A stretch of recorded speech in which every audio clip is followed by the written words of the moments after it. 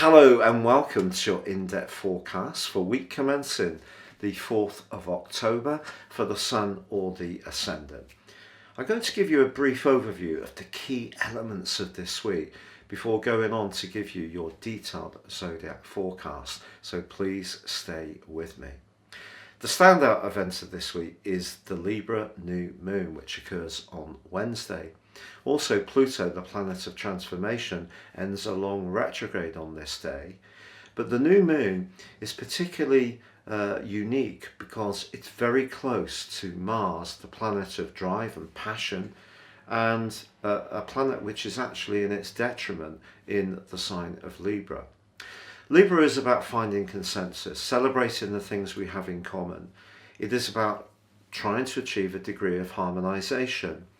But sometimes Libra energy can attract from other people almost an assumption that the Libran type energy of giving and being very accommodating and attuned to another person, some people take that for granted. So Mars can be a very good thing in that regard and see us assert our boundaries in a more robust way. But also Uranus is in a 150 or quincunx angle to the new moon, and that's quite a rebellious influence in Taurus. So I think this could be a week when there's some intense discussions over finances for many people. Also Mercury in its retrograde squares with Pluto on Monday and Tuesday. So Mercury being retrograde when there is the new moon is another hint that we have to work hard at our listening skills and try to contain our frustration if not everybody quite gets our drift straight away. But I think some relationships will go through some big transitions this week because by Thursday, Venus, the ruler of Libra, moves into Sagittarius.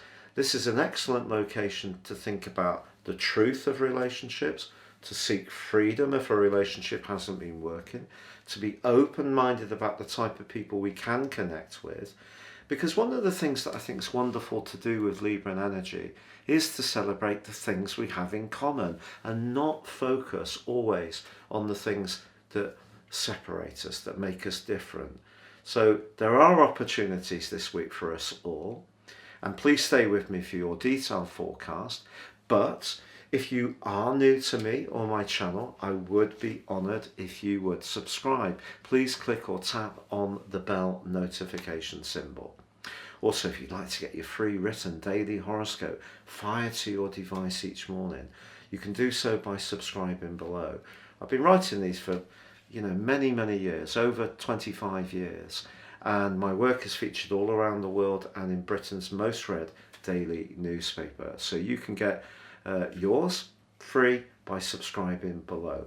And with year 2022 racing up, if you'd like to get your personal forecast based on your time, date and place of birth, and you order it now, you can get the rest of this year free, plus a character analysis, and also 30% off, all based on you. No two charts are the same, can give you searing insights of the opportunities ahead. Hello Pisces and welcome to your in-depth forecast for week commencing the 4th of October. Two things to tell you about. Thursday, Venus soars to the top of your horoscope. If you need to cultivate people in positions of influence by joining trade organisations, reaching out to people who may be useful contacts, taking someone out for lunch or doing a presentation, then your charm and the way that you can be very beguiling towards others can be very helpful to you over the next 28 days.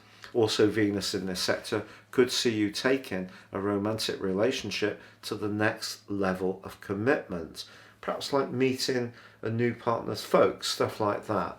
Also, second, Saturn, the planet of restriction, ends a retrograde which began in the third week of May as this week draws to a close.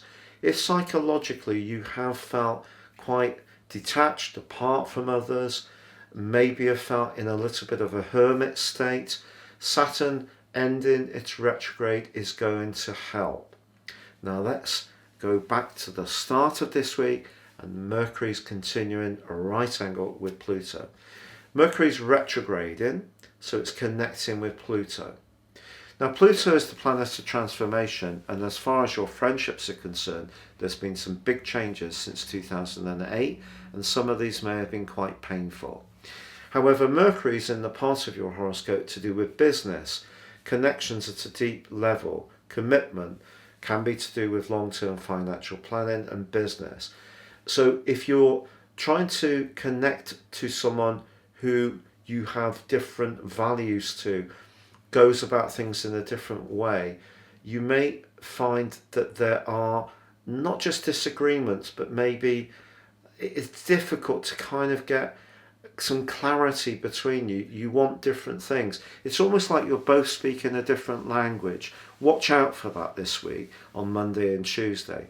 But then we have the new moon. New moons are usually very, very good to set our intentions. So if you do want to start your own business, be more entrepreneurial, move your resources around pensions or savings, property matters in a skillful way, this new moon will give you the platform to do that over the next month. The key is don't rush anything. You know, we're bombarded with different adverts and promos on social media for things like cryptocurrencies.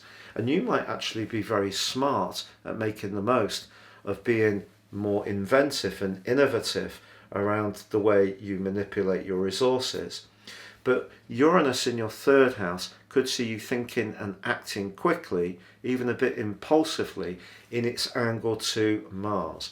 Now, whether this is an attraction to someone you have where you really fancy them and you feel a need to get up close and personal in a flash, which is possible between Mars and Uranus, or you're yearning for a deeper bond with someone you've known for some while, and your need for this to happen more quickly sees you push harder, it could actually be counterproductive, to be honest. Because Mars is very much to do with instant gratification, and in the 8th house, you know, it is sex, it is money, it's lusty, and in that angle with Uranus, that's very electric, but it can be quite a turbulent combination. So those longer term transitions that you may be going through around where you're most invested, where you're most committed, financially, emotionally, sexually, those areas, your desire can be really amplified by this particular new moon, but Uranus can see you quite wound up and wanting things to happen quite quickly. And I would say try to just tune out from that a little bit, do a little bit of meditation. If you want to improve those strands, you definitely can with this new moon, but don't rush anything. Don't be too impulsive. And if being impulsive seems, you know, very different to how you normally go about things, perhaps you'll just have an extra edge of excitement, and that can be a good thing. But if you are someone who tends to be a little bit speedier, this is a week to handle with a degree of care.